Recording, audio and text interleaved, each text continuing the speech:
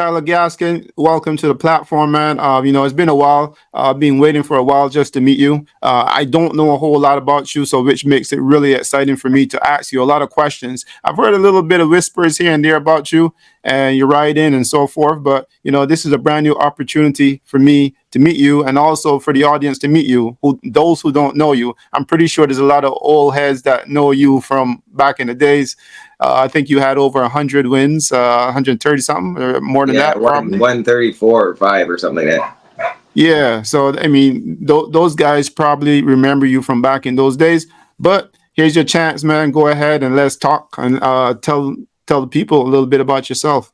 I've been riding horses since I was 11. Started at show jumping, and would always get told in show jumping to drop my stirrups because I'm not a jockey. But I would tell them I'm gonna be. And then my father, Peter Gaskin, who was the biggest supporter in my comeuppance, if you will. He was in horse racing in Barbados when he was younger, and we would travel there every year on vacation. And he would take me down by when the paddock was still the bottom paddock at the Garrison down below, and his good friend Neville Walcott, Jadu, aka Jadu, was running the stable for Bill Marshall, and he would let me, when after the horses were trained and they had their bath, he would let me ride them around the bottom paddock while he led them around, and that was my introduction to horse racing and riding, and it just never stopped. Like, it just kept going. I went from that's the start of it anyway, and there's so I spent 2-3 winters down there. I ended up in the QEH one, actually Kaduman Day. Oh, what happened? I dehydrated myself with taking the Lasix and sweating and the laxatives to try and be light and small. Because then you had to be like 100 pounds in Barbados, and I started at 110, so I was heavy from the start. And I rode my first race in Barbados for Bill Marshall, which was fun. I ran fourth.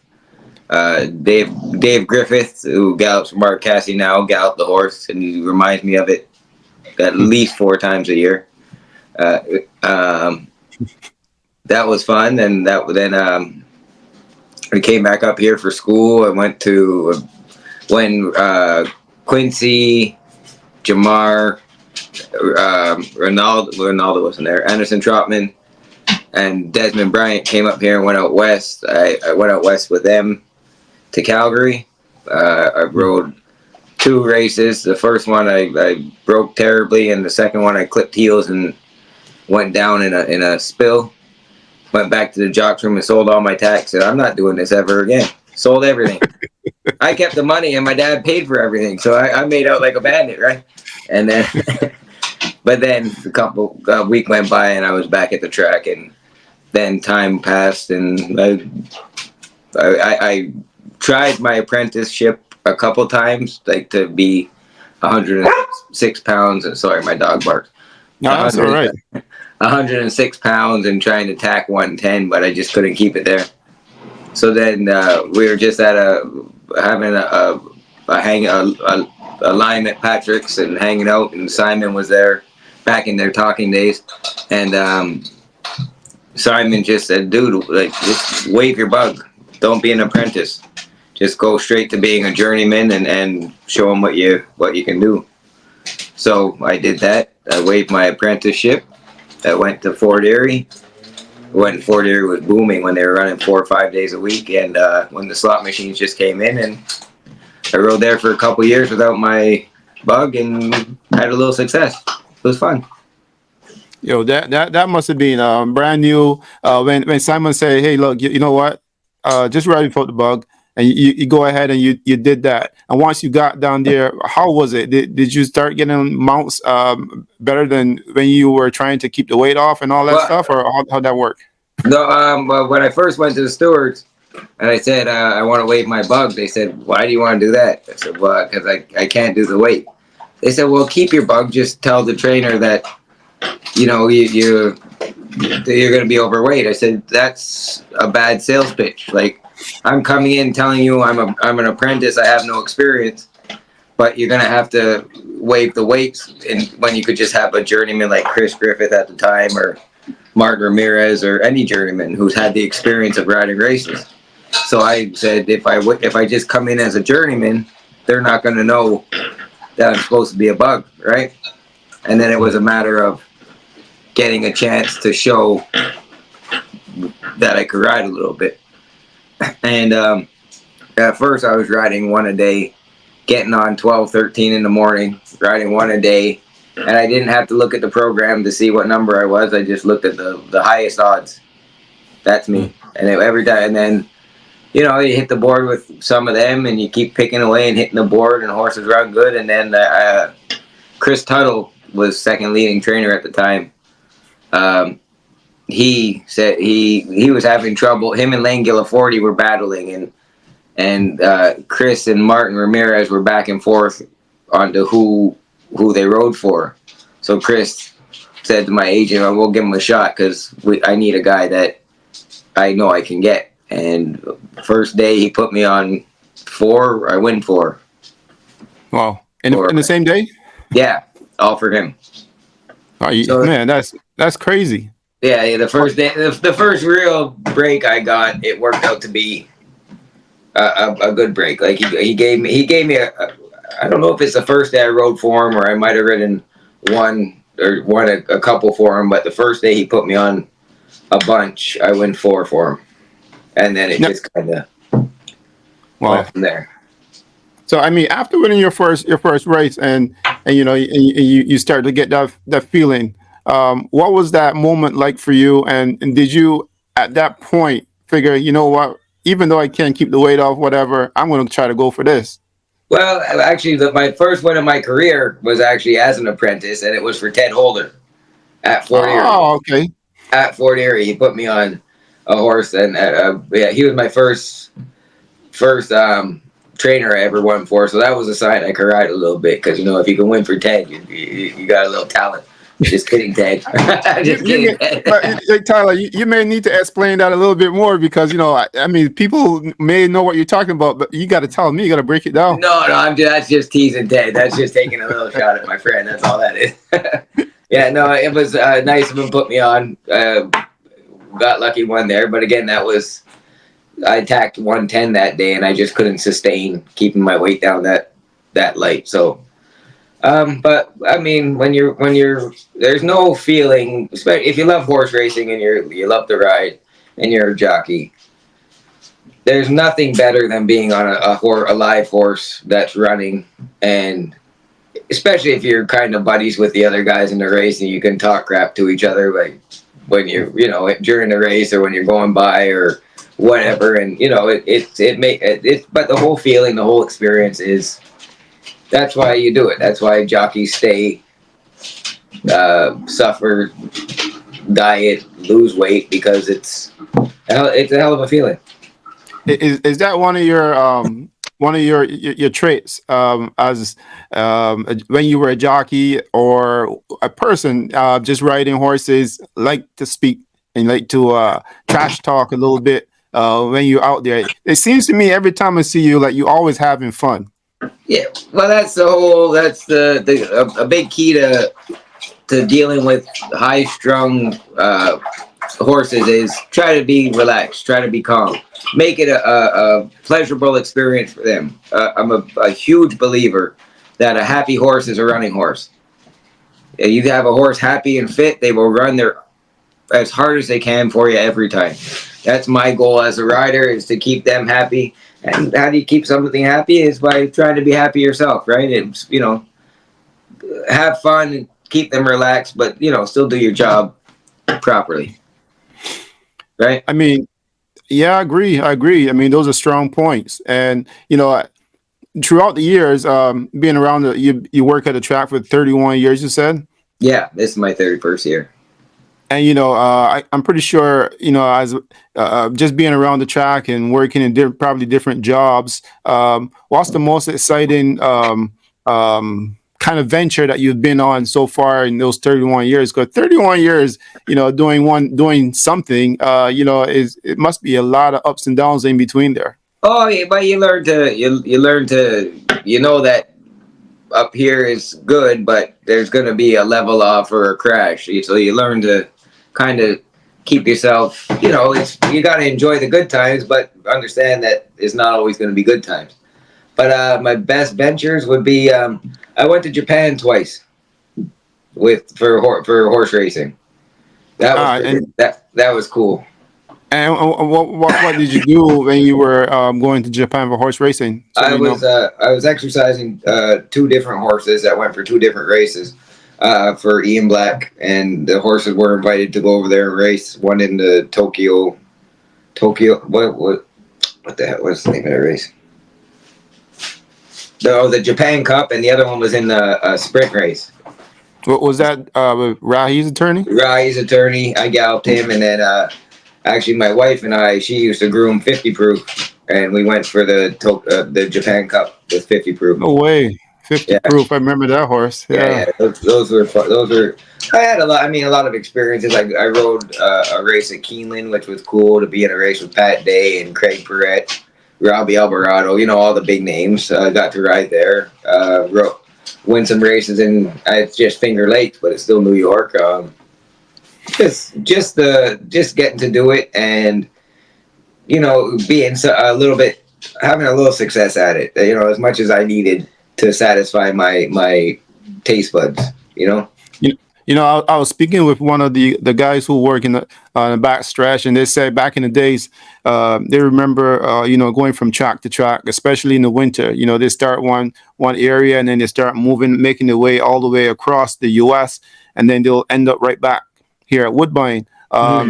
Is that something that you probably look forward to, and is that something that is exciting and makes you guys want to be more involved all the time? Well, I don't travel in the winters anymore. I've stopped doing that probably 12 years ago, because it's great when you're young, and like I've done Florida, I've done New Orleans, South Carolina. I think that's the only place I went in the winter to work. But it's fun when you're young, and they say, oh, it's like a paid vacation. No, you're just going to work. It's work. It's just nice weather, and they pay. You have a mortgage up here, rent down there. It does. You might as well stay. You go down there and work and lose money, or you stay home and lose money, and it works out the same come springtime. So now I take the winter break, but it was, don't get me wrong, it was a whole lot of fun when I was young. That's another show.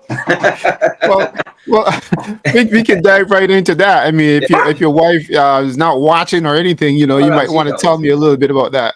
Oh no, it was just. I mean, New Orleans is a place where when you're young and single, it's New Orleans. It's Bourbon Street. It's just, you can go there any time of day, and there's live bands and partying and people having fun.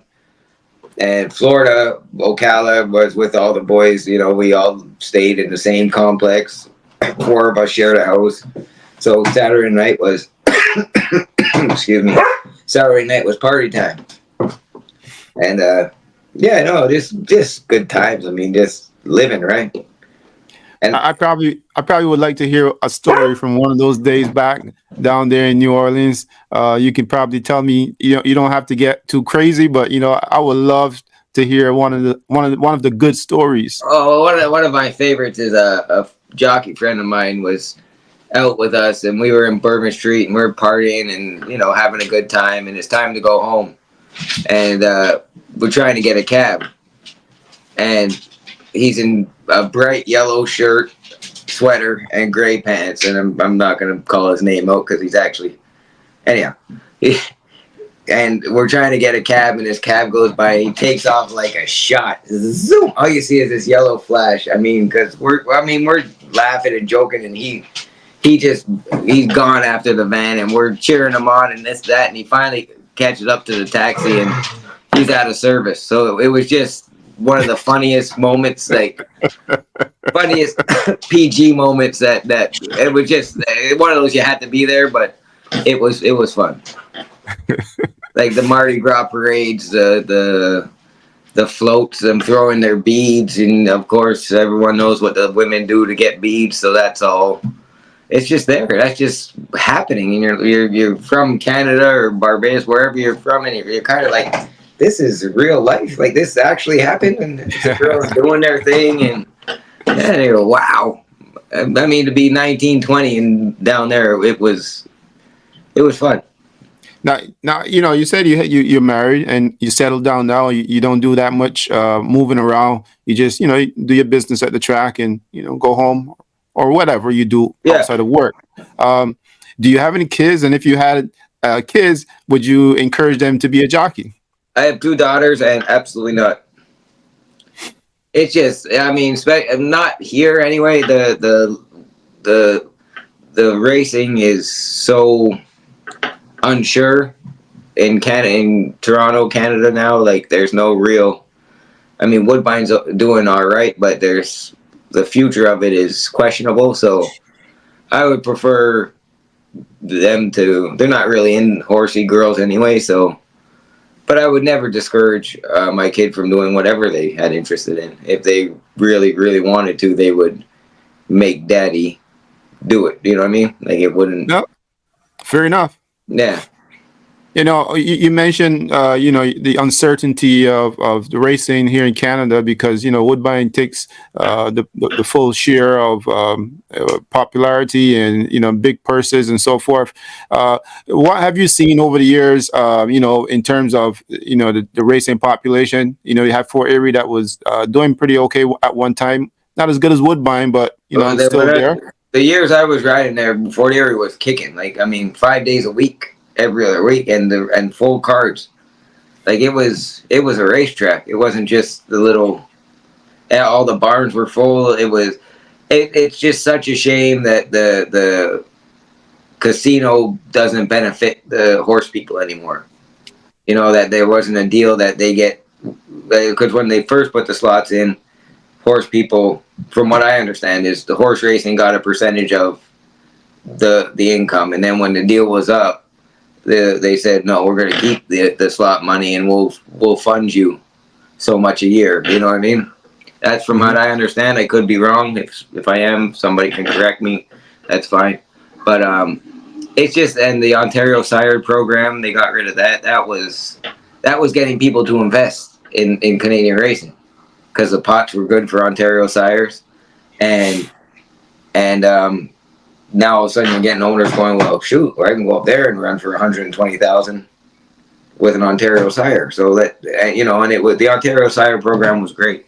When they got rid of that, that was that didn't help because you got to have people spending money in your state, province, in the game to sustain the game, right? I've always heard about that, and I wondered about the Ontario side program. And people always say they got rid of it. What does that mean? They're not funding horses that win who are Ontario No, bred? they have bonuses. So like now you run a horse in an allowance race, and the purse will say 111,000, right? Mhm. But to get that 111,000, you have to be Ontario Sire, Canadian bred. If you're just an American bred, American sired, you're running for 40,000, I think it is, of that purse. So it looks good on paper, but if you don't have an Ontario Sire, Canadian bred, you don't get the whole piece of the pie, right? So you have to run Ontario Sires against open American horses, where back then it was just Ontario Sires against Ontario Sires. Oh, okay. So I see. Like So state and then bred. in other So words, the Ontario breds that run in those races probably won't win, or maybe the uh, chances are higher for the American it breds. has to Okay. be a pretty good Ontario Sire to beat $500,000 Mark Cassie bred, right? Hmm. You know what I mean? Well, Like that. interesting. That's where the problem comes in. Is yeah, it happens, but our bloodline is not. Our bloodlines aren't as full as the American ones, but they were getting better with the Ontario Sire program. Well, they had quite a few good Ontario breds back in the days, but I'm not sure the breeding program if what has happened, or Well, because somebody else. there's no incentive. Hmm. There, right? When it was just Ontario Sires against Ontario Sires, you had a much better chance of winning that $125,000 pot or $100,000 pot, whatever it was. Now again, you have to run a lesser stallion horse against a horse again they might have paid 500,000 for, or 800,000 for, right? Who's by Flightline or one of those, like it's so yes, you can win, but it's less likely. Oh, I gotcha. So there's no incentive to buy or breed Canadian. I see. I see. These days, there's some good racing here and there at Woodbine, and just wonder, from your point of view, do you find that these days some of the races are pretty exciting for you as a horseman, or I what do think you think? the one thing I will say is the crowds have been more. I think it's been busier crowd wise on average. Like the not Thursdays and Fridays. Like weekends have been busier in my opinion. I don't, which is nice. It's fun. Anytime you get more people excited and interested in something, it's always more fun, and you see the outfits and the people enjoying themselves. It's yeah. I mean, everyone likes big race days. That's what you do it for, right? And Well, it's of nice. course. It's nice working for Josie Carroll that she usually has horses participating in them that you get on or of, and it's just in the end it's also can I make any money that day? Okay, Yeah. I mean the end the bottom line is the bottom line no matter where you go. I mean, can I make some money that day? Cool, yeah.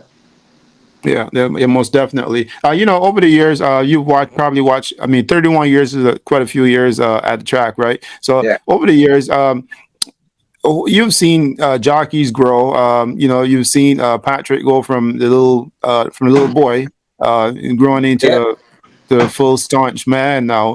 yeah. Uh, you know, Mr. Big uh, Stuff. yeah. So can you take me back a little bit down that journey for seeing when he first started as a jockey on to now? You came out the jockey game and see how he's still in it. Tell me a little bit about that little ride. Yeah, yeah. Well, I mean, I give one of the first races I remember watching was when he won the Gold Cup on Vardar, which was many years ago. I remember I was in my aunt's. We were in Barbados. I was in my aunt's TV room, riding the beanbag, and to see him when he first came up here, and he was living on Darcel in a basement apartment. I mean, he was like an adopted nephew that my dad took in. Like was if he rode a race, my dad was there. If it wasn't a school, I was there with my dad. He was over for barbecues. He was like I said, kind of. My dad kind of put his spread the umbrella a little bigger to welcome him in. He would pick him up after the. He would be in the back of the jocks room with roller skate shorts and a cowboy hat, and they called him Toasted Western, right? Like, and there were some times where he was down in the dumps in our basement. Am I gonna get a chance? And I should go back to Barbados and da da da. So and there were some stick it out talks that he had with my father. He and it ended up working out for him. He's probably the best.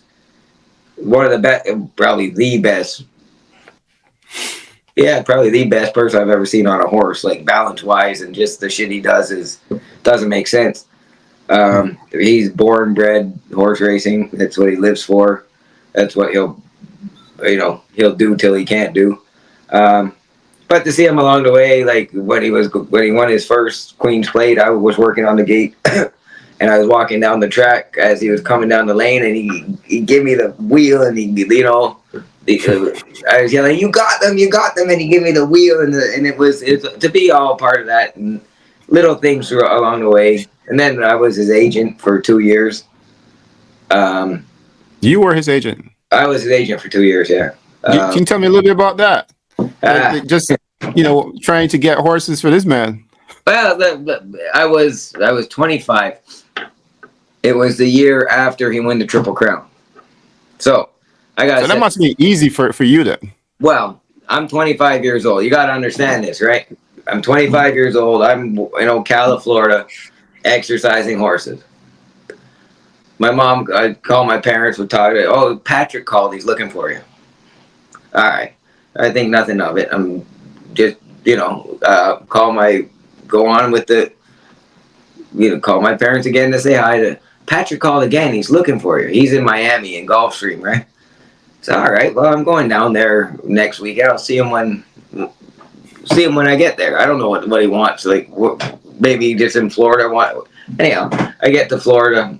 I get to Miami, and we're at Gulfstream. And he says, "Where are Kyla?" He never called me Tyler. He called me Kyla. Kyla, Kyla, Kyla, Kyla. yeah, Kyla. What part you is? I said, I'm just in the paddock at Gulfstream. Oh, don't move. I coming in now. Don't move. All right. So I'm having a beer, whatever. We're watching the races. I want to talk to you. All right. You want to be my agent? I said, whoa, whoa. I said, what?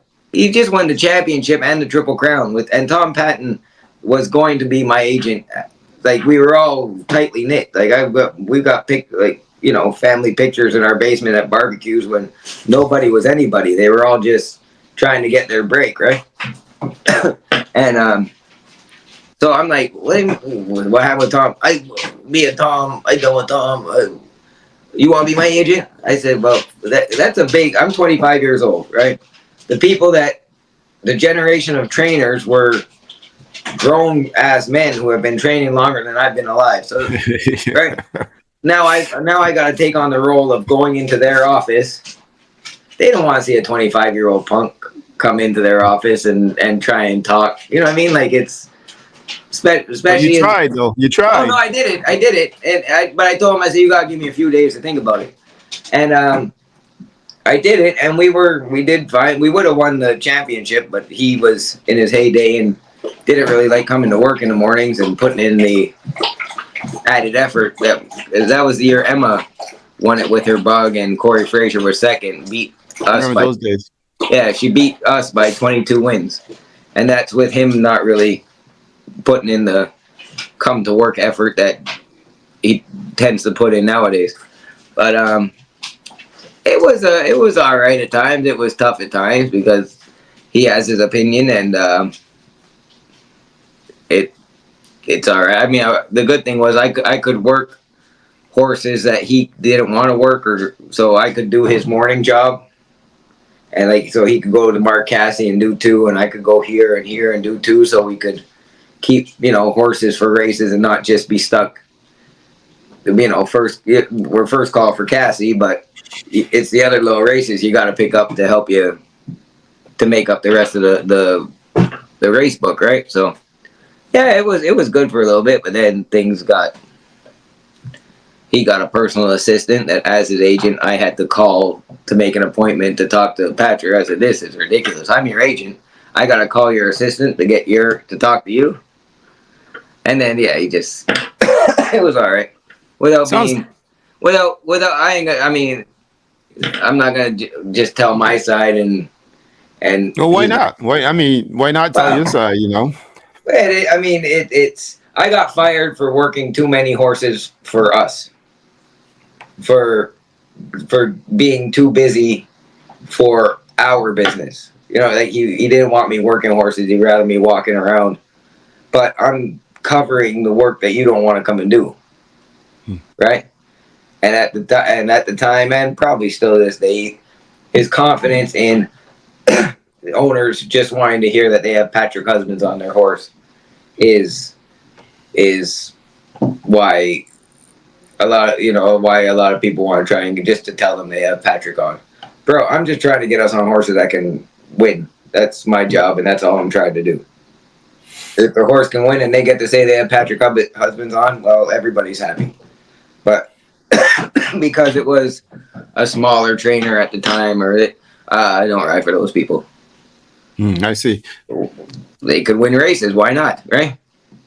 You know, those days must have been pretty challenging. Are you guys still good buddies? Or is It's communicating? funny. It's been a roller coaster. We've almost come to blows. Are you We've serious? we've oh yeah, we've argued and disagreed and they haven't talked to each other about 4 or 5 times. But now we're good as gold. Like things change, people change, situations change. He's more level now. He understands more of what life the more importance in like how more important things in life than just you know pre- patting your own back and saying I'm the greatest. Hmm. I mean, he'll still do that, but he's more he's in his swan song of his career. So Hmm. yeah, I see. that and any I mean, yeah, most jockeys get a little arrogant when they're 25 years old and making 60,000 a week. It's gonna happen, right? It doesn't have to, but a lot of them do, and that's. But it always like they get to this point, and then they always come back. It's the ups and downs, like we talked about earlier. But yeah, so I was now we're good. Now we're tight. We're all right. okay. Well, that's good. That's good to hear. Yeah. I was going to say that jockeys, jockeys' egos are really huge. And to be a really to me, it seems to be a good jockey, you really have to have a big ego. You have to really be the kind of person that love winning and love to win. So I'm not surprised at some of the stories. I'm pretty sure if you stuck in the game, you probably would Well, I'm be not very saying similar. yeah, I'm not saying I was super friendly or I wasn't cocky because absolutely I was. Was I disrespectful? Not really. There's a Mhm. difference between cockiness and being disrespectful, right? And placing yourself above people, right? Thinking you're higher than so and so because that's my opinion. Is there's a difference between cockiness and confident, which everybody should be cocky and confident about themselves in life, not just horse racing, in anything. who's if you don't who's gonna love you if you can't love yourself, That's right? right. That's right. So everybody should have cockiness and confidence in their own life. Sorry, That's all right, man. that's my opinion. So, and if you're good at what you do, be confident. Be cock. People also mistake confidence for cockiness, right? If you're real good at something, you know you're going to do it. It's going to be good. What you're supposed to go in there and say, maybe I can do this.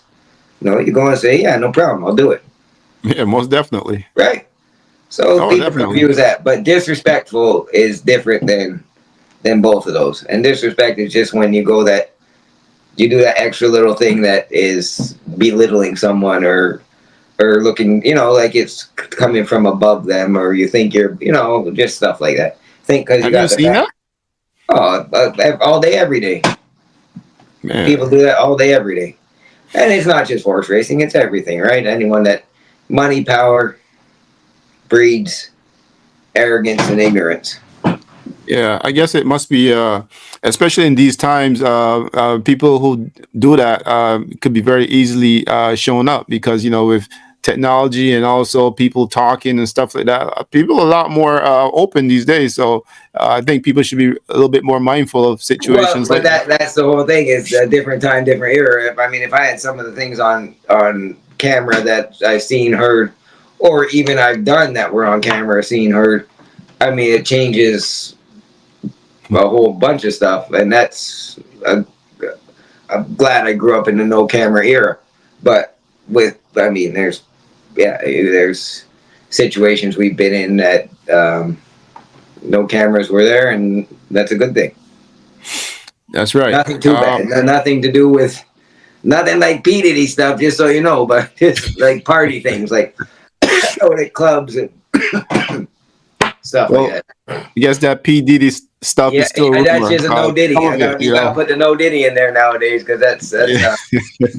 It's the one. It's the one topic I try to stay away from yeah, because no kidding, right? No kidding. I'm telling you, you can get dragged down the mud with that Oh stuff. yeah, you're gone for days on it. That's all. That's all. I watched a couple of the Diddy videos. That's all I get on my Facebook now. Is Diddy, Diddy, Diddy. All right, I've had enough of Diddy. Diddy done did it. That's it. Go on with it. Did what? Yeah, exactly. Allegedly. Hey, that was fun. I gotta tell you, man. You know, being at Woodbine for so long and so forth, is there a mentorship program?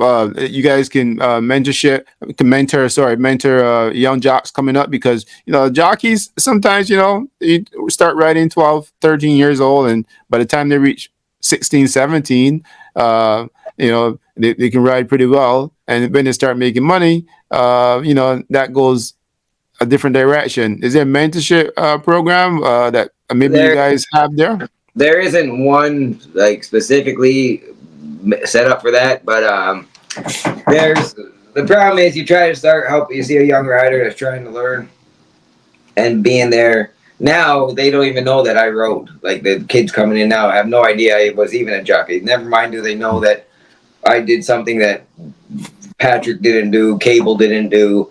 All these guys rode with an apprentice. I never did.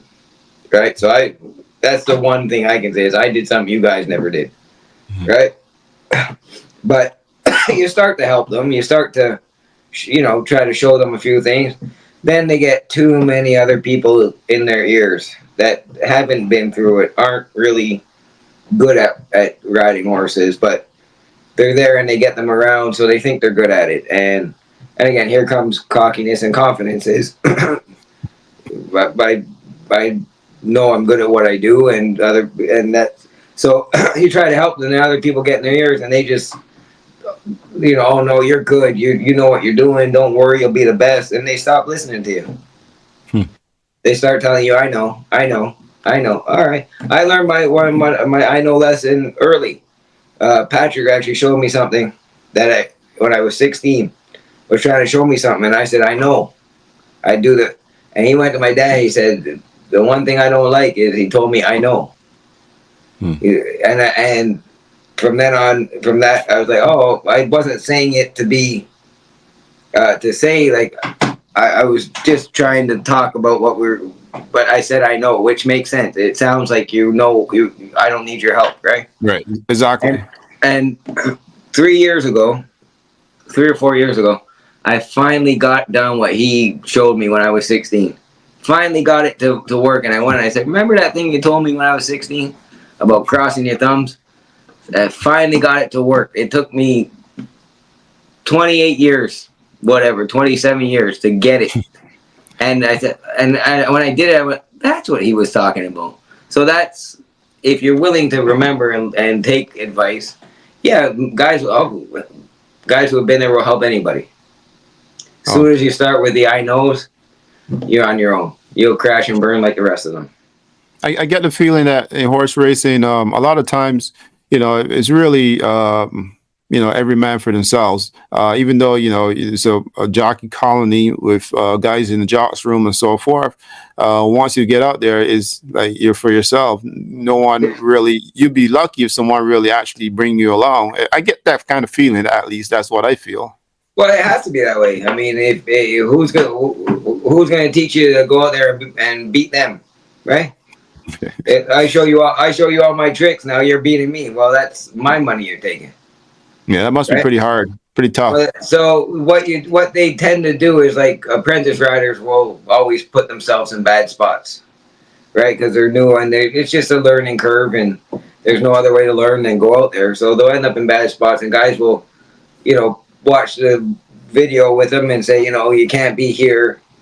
You should be out of there. And that's more of a safety for the guy teaching him too, because if he falls down in front of the guy, the guy teaching him is going to go over top of him too. So they'll teach them to try and stay safe out there.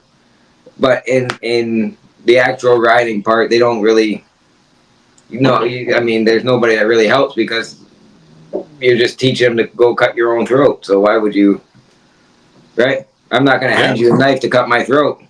Yeah, I mean, I completely get it. And again, that brings me back now that maybe that's the reason why the jockeys probably don't want to listen or so forth. I mean, they might listen to someone who's been in the game. I would imagine, but not someone who's actually in the game. Well, but that it would have to be somebody that's been in the game and has no downfall to helping them, like someone who's been a rider and is just trying to help a kid.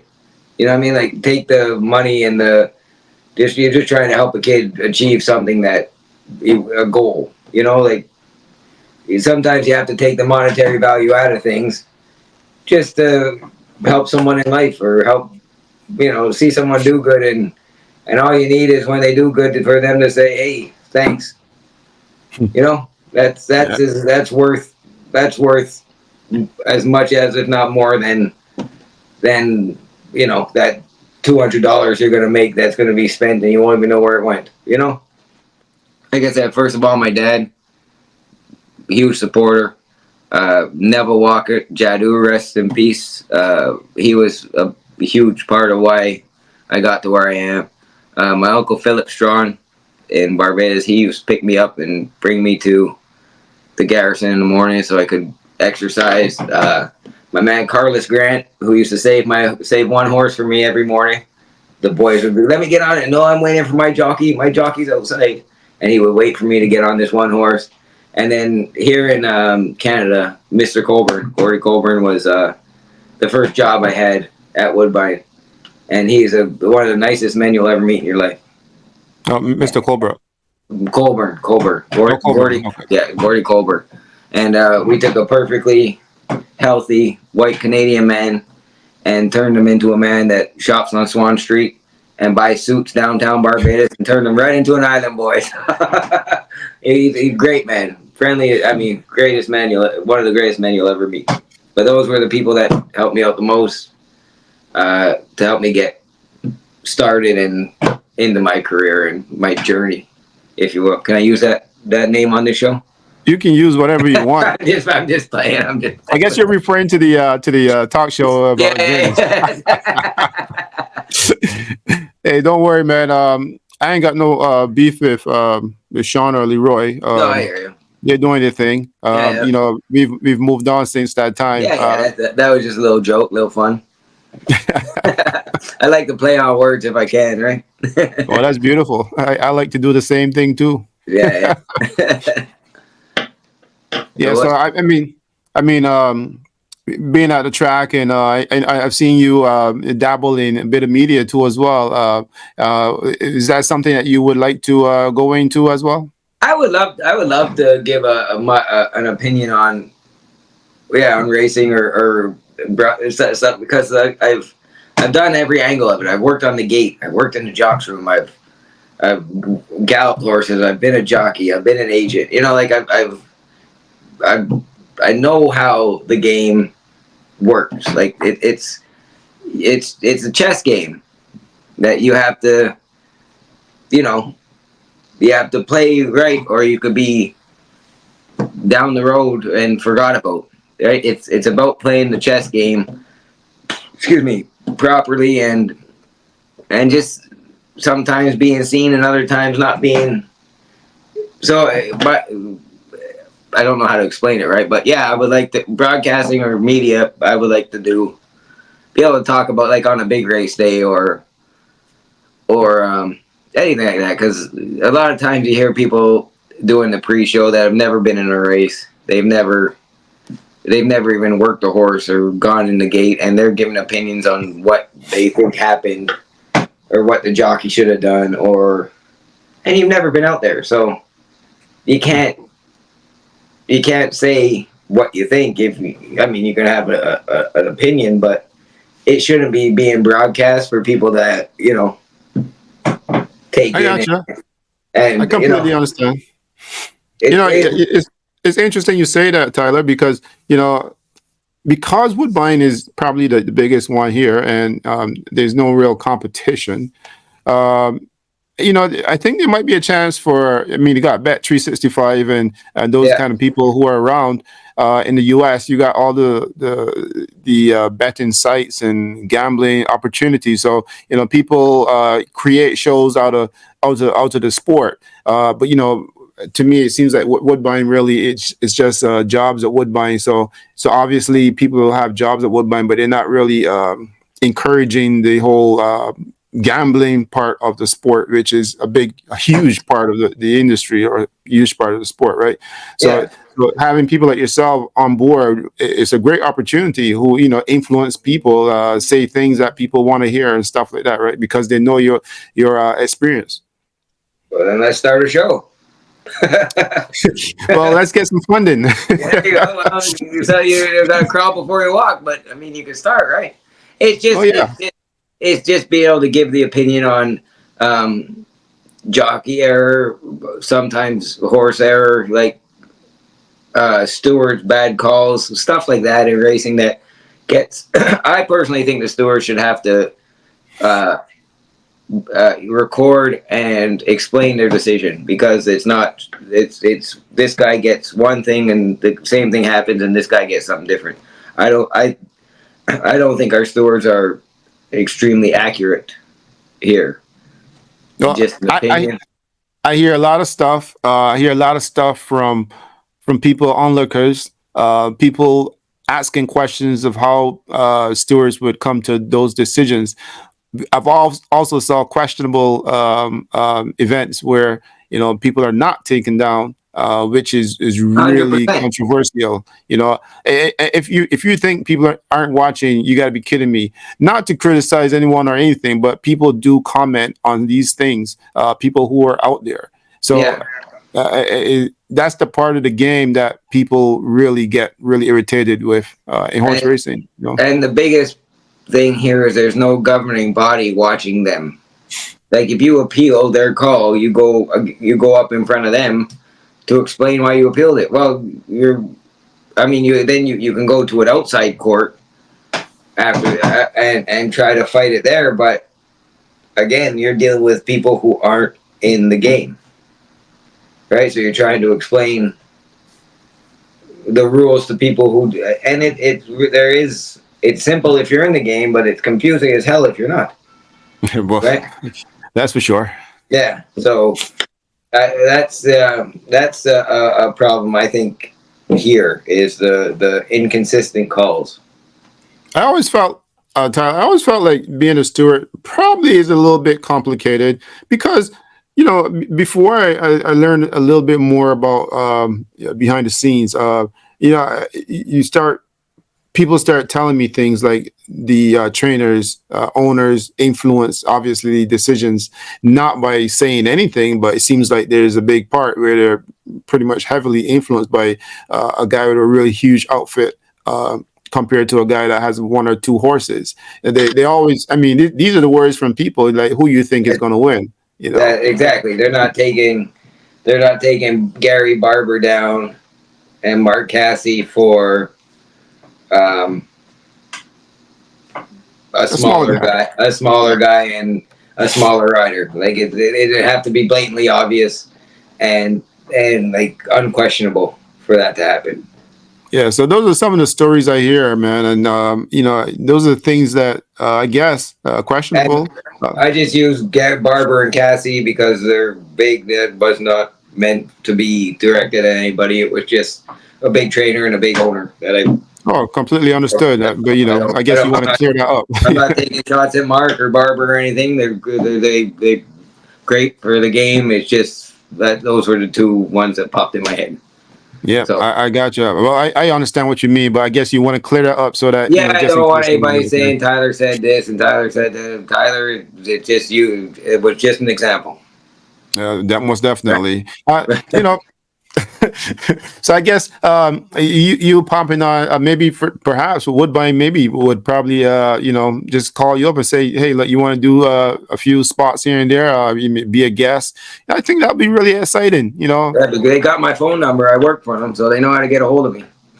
I mean, I always see on TV Richard Migliori. Now they got I think what's the kid? I call him a kid. I guess I'm really old now, but the Jamaican guy who was a jockey. Was it Rich? Wasn't it Who? Barra? Rajiv? Raji? I think, yeah. Rajiv He Maharaj. does a Yeah, great job too. He does a great yeah. job on Fox Sports. I looked after him when he came up here too in the jocks room. Yeah, I know Rajiv. Great guy. Funny. He does Funny, a funny really guy. good job, man. He does a Yeah, really yeah. good job. Yeah, So he's smooth. He'd be a good talker. But you see, he's in the game and he was a student of the game, so he knows what he's looking at. So when you know what you're talking about, because you've been there, been through it, it's not you're just saying what the experience would be like, and kind of throwing an opinion that makes sense rather than, well, I don't know why he didn't go to the lead and or why he took back, or well, maybe he was told to. Like it's just he should have gone to the lead. Well, maybe the trainer told him not to, right? So it is like there's different yeah, it's it's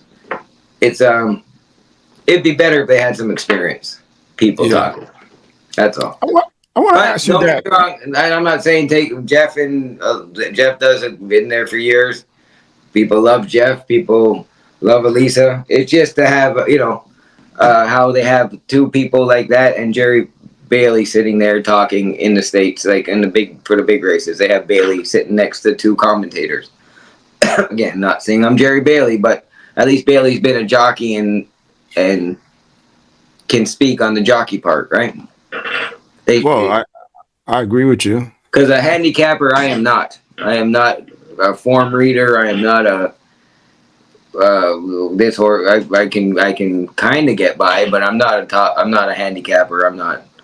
I never really read the form as a rider. I just did what my horse needed to be done to run a good race. I didn't worry about the other ones.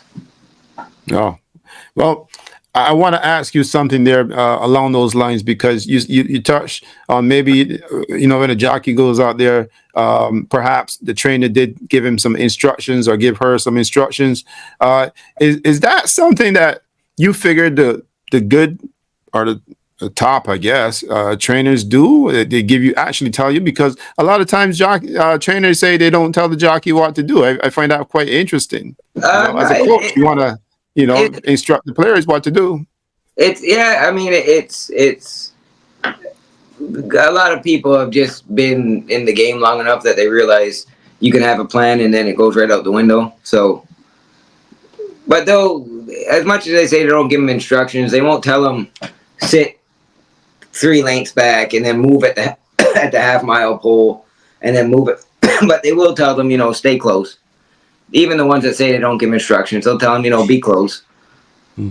Or this horse has a late kick. So they're not giving them direct instructions, but they're suggesting how the race is ridden. So they're giving them enough instructions not to offend them. Exactly. They're giving, yeah, they're giving little, this horse likes to be close, or put him in the race, or he likes to fall out of it, or so that's not telling you to sit seventh and move at the 3/8 pole, but it's telling you where they want you to be in the race, right? Yeah, well, most definitely. Yeah, I mean those are words that I guess trainers will use, but not directly, but kind of And indirectly. those are you can quote those words because you hear them all the time. Oh This yeah. horse likes to be close, huh, Jock? He likes to be close. Put him in the race. He likes to fall out of it. He'll come. He'll make a late kick for it. That's all. So as much as they don't think they're getting instructions, they're getting instructions. But just if I rode and I got instructions, I just tried to do exactly what they told me, even if win or lose. At least they can't fire me because I did what you told me, Well, that's right. right? I've heard that too as well. But I remember a jockey saying he followed the instructions to a T. What the trainer said, and lo and behold, it just kind of messed his whole ride up. But he Oh, yeah. just I followed mean, the instructions. sometimes it doesn't work out. I mean, I rode one in the slop. Guy told me to sit mid pack and make a run. It was the last race of the day. Cold. It was a little damp and cold. I was tired. I said, I'm not getting dirty. I put him on the lead and we win the race. I didn't listen to any instructions. Even in the winner's circle, he goes, so you really listen to instructions? I said, well, we won. Take the picture. Like, I just didn't want to get wet and dirty. It was the end of the day. I was done. But so I sent them and it worked. So I probably would have been fired if it didn't, but it did. So what are you going to do? Well, I was going to ask you if that was a hard conversation afterwards, or it's just you got the money, so that's it. No one's upset when they win. Never, right? Right? No. It was just too wet, too cold. I'd been taking mud all day and I wasn't getting dirty again. I said, nope, we're going to the lead. We went to the lead and kept going. Like a beautiful wind picture because it was like a little dark and it was sloppy and misty and everything's dirty except for me and the horse are nice and clean. Do you get excited about horse racing these days, or is it just a job for you? I get excited when I have horses that I get on or run or from the barn I work for. If they're running, it's exciting because I mean you spend all that time in the barn watching them develop and come along, and it's always neat to see them go out there and win or try anyway. All you can do is ask that they try. Hmm. And as long as they try and they come back sound and safe, it's a good race. Oh, that's perfectly said. Yeah. I mean, they are living creatures, so definitely Oh, they have their off days too as well. oh, they all, every single one has a different personality. Every single horse. I want to take you back to you say you went to Japan with Rahy's attorney. Can you share a little bit about that experience and what that horse meant for that barn at that time? I knew for me I always like watching the horse run and like when Dan Luzell would call it Rahy's attorney's name as he Yeah. came down the stretch. So can you share a little bit about that? He was just a cool horse. He would stand and watch horses train for as long as he wanted, an hour. He wouldn't move a muscle, like not even move his leg, just stand there like a statue. Only at Woodbine though. Any other track we went to, he wouldn't stand. But only at Woodbine, he would stand like a statue. But Japan was cool, man. I mean, it's such a amazing country. People are amazing. They're very friendly. I help you get a translator because there's no English understanding. There's no, you need a translator. Um, but just the experience of everything, the 100,000 people at the races, all of them clapping and cheering with their programs when they come on the track and singing, and like it was really cool to do it once. Never mind to go back and do it a second time. I So I mean, believe they have a so really good program. It seems that Japan has a really good program these days. You can always see big fields at Japan and down the tracks, and the people are out there. What separates those areas compared to here in North America, especially Canada? it's just uh, I guess the Western world is more searching for, so to be everyone wants to be a millionaire. I'm a billionaire. I don't know what the difference is. I mean, they like gambling. There, the people, they have a system that is flawless, like as flawless as you can get when it comes to the horses have to run on pretty much no medication. Everything is monitored, and then the integrity of the game is impeccable, right? Like your jockeys, you can't drift in and out. They get suspended. They'll take their license away. You have to be, you have to achieve certain levels of riding before you can even ride in the Japanese Racing Association. Like there's no apprentice riders there. There's two racing associations there, like a B track, a B meet, and then the JRA. And the JR, it's just impeccable. It's no stone unturned or no T not crossed, I not dotted. Like it's yeah. I, Yes, it sounds pretty awesome. And from watching every now and then, when I get a chance, watch the Japanese racing in the nighttime. It's always exciting, mainly because of big fields. yeah. But that part is really really cool. But Now, even when it comes down to like, unfortunately, when we were there the second time, they had a three horse spill, right? So three horses, three jockeys went down. Within 5 minutes, all three horses and all three jockeys were gone to be taken care of in ambulances and gone. Right. So the little second it might take to save someone's life or save a horse or whatever, in 5 minutes they had three horses, three jockeys in ambulances gone.